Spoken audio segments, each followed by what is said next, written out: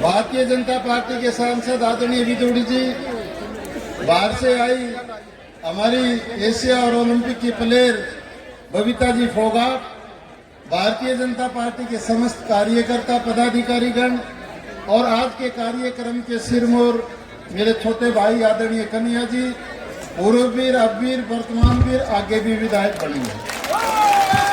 सभा में बैठे हुए नौजवान, बुजुर्ग, माताएं, बहनों, भाइयों, एक बात है, किसान हो आप सब, किसान एक पौधा लगाता है और फिर वो पेड़ बनता है, फिर उसका फल लगते हैं।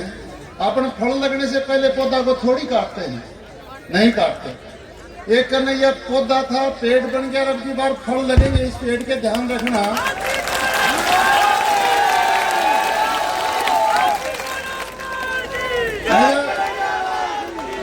परसों पहले दिन बात हुई कन्हैया जी से, तो बोले यार बेकार की बातें बहुत फैला रहे हैं। मैं कहा चलो मैं आता हूँ भाई साहब, मेरा भाई है और हम तो बीजेपी के ही थे पहले भी।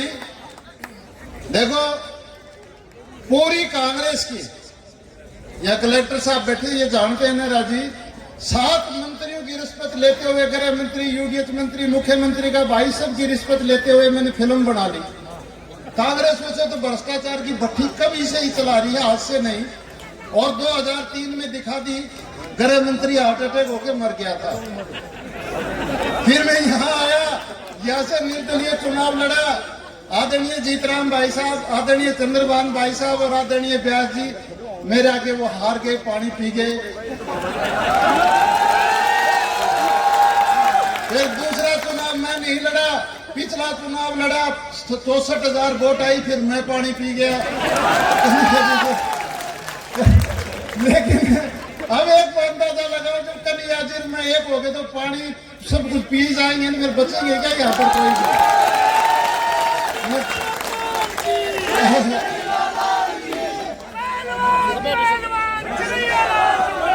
देखो भाइयों सुनो, जोश में होश मत हो, इतनी भारी विशाल, असल में तो गलती कन्हैया जी की है, जनता की नहीं है। ये कम से कम इससे 4 गुना जगह में करनी थी जगह, ये तो आपसे 3 गुना तो बाहर खड़े हैं लोग।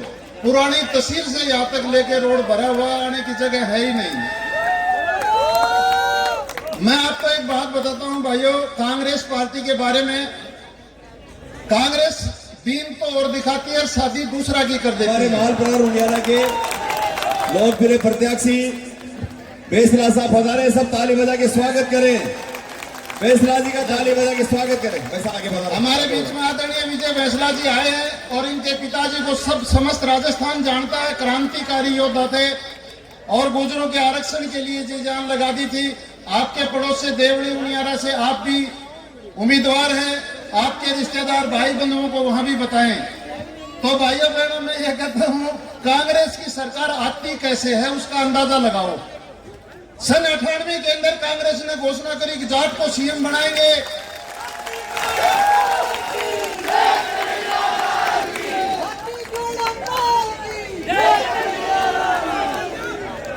जाट को सीएम बनाएंगे, सब जाट और किसानों ने वोट डाली, आखिरी सीएम गहलोत साहब बढ़ गए।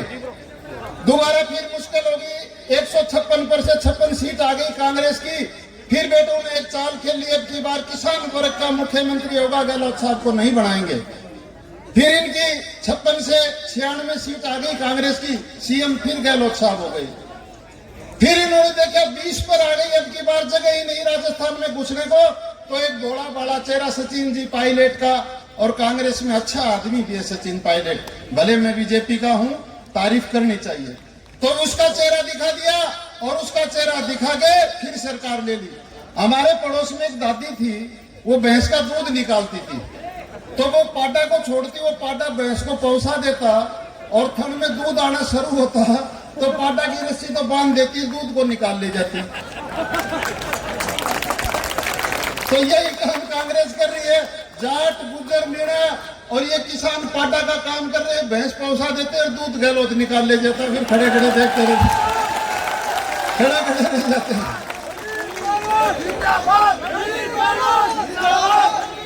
अभी इस हमारी विधानसभा की जो दुर्गति कांग्रेस ने की, आधी तोड़ के देवड़ी में, आधी तोड़ के दूतू में, आदि कहीं मेरे को भी पता लगा, मैं भी आके 10 दिन यहाँ भूख हड़ताल पर बैठ गया और भाई बंधु बैठे, नाक में दम हमने कर दिया तो उन्होंने आनंद फानंद में घोषणा करी है। घोषणा कैसी है मैं बताता हूँ। जो मच्छी पकड़ने वाला कांटा के ऊपर थोड़ा आटा लगा के तालाब में डालता है, वो मच्छी को जमाने के लिए नहीं, मच्छी को फंसाने के लिए लगाता है।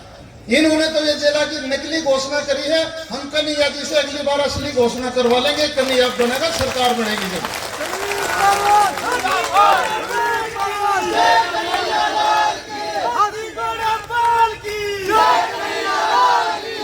मैं आप सब बहन भाइयों से एक ही प्रार्थना करता हूँ, ये धर्म युद्ध है, कोई लड़ाई नहीं करनी, किसी भाई से किसी जाति व्यक्ति से नहीं लड़ना।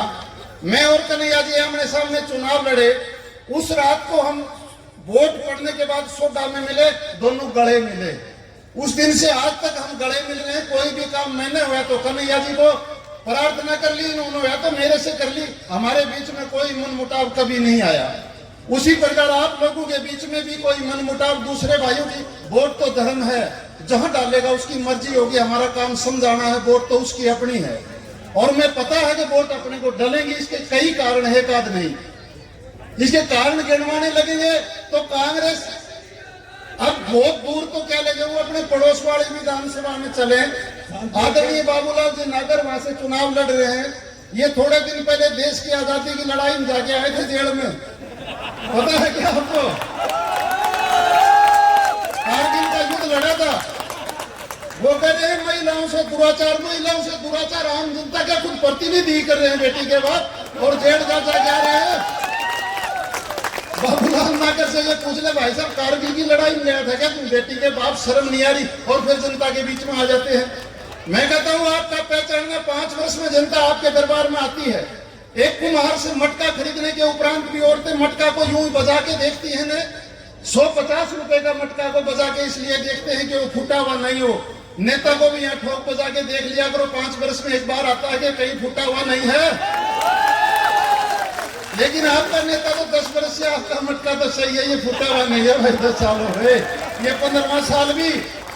जितने भी बहन भाई इस समय कम है, यह भाषण झाड़ने की जरूरत नहीं। वीर बहादुर नौजवान और बुजुर्गों, आज जाने के उपरांत और वोट डालने तक आप सब कन्हैया हो, आप सब गुलाब का फूल, कमल का फूल आप हो।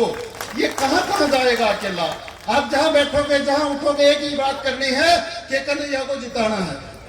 कन्हैया को नहीं जिताना, आपकी रुकी हुई चीजें यहाँ से आनी शुरू हो जाएंगी। इस कांग्रेस ने यहाँ से जब कोई ट्रेन जाती थी, सबसे पहले ट्रेन बंद की, फिर पटड़ियां भी उखाड़ ले गए बेटी के बाप, और हर चुनाव में कह देते हैं अब की बार तो ट्रेन ले आएंगे, अब की बार आई खुद ले आएगा। भाई जो चीज लाने की है, तोरड़ी में पानी लाने का है, ये मंत्री बनेगा, आज लिख लो आप। तीसरी बार हमारे यहाँ से देखो, ये बात सोच विचार करने की बात है। राजनीति में बहुत चीज देखी जाती है। हमारे बहुत अच्छे नेता सावरलाल जी थे और वो नहीं रहे, तो यहाँ हमारा तो सावरलाल इसी को पैदा कर दो, इस एरिया का यही काम करेगा, ये मान लो मेरी बात। और आप देख लेना, शपथ जब लेनी शुरू करेंगे पहली में हाजिर होगा, ये मिलेगा वहां। और टोंक जिले की मैं तो कहता हूँ सारी सीट जीतेंगी। देखो पायलट साहब के खिलाफ तो मैं आज नहीं बोलूँ, जीऊंगा उस दिन तक नहीं बोलूंगा। उस व्यक्ति को व्यक्तिगत रूप से जानता हूँ। वोट डालना आपका कर्तव्य है, किसको डालोगे? वो बहुत नेक इंसान है। उसकी शक्ल दिखा के पूरे राजस्थान में सरकार ले ली कांग्रेस ने, और फिर उसके कारण फुटपाथ पर बैठे हुए व्यक्तियों को उसने मंत्री बना दिया अपने कोटे से, और उन्होंने उसकी पीठ में छुरा घोंपा।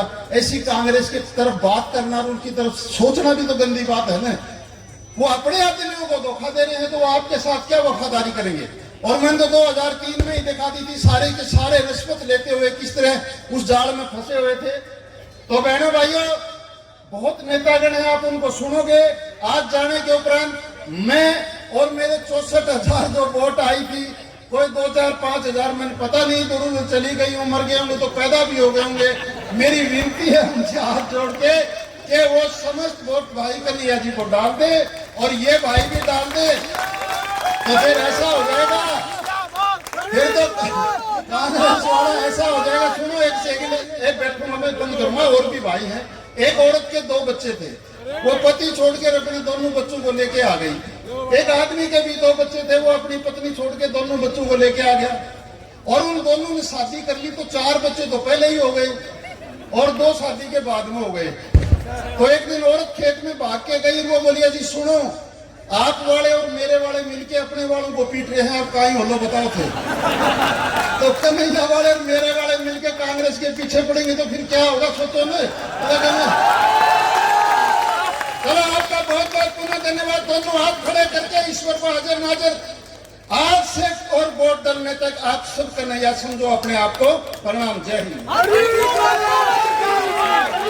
ये थे हमारे पूर्व विधायक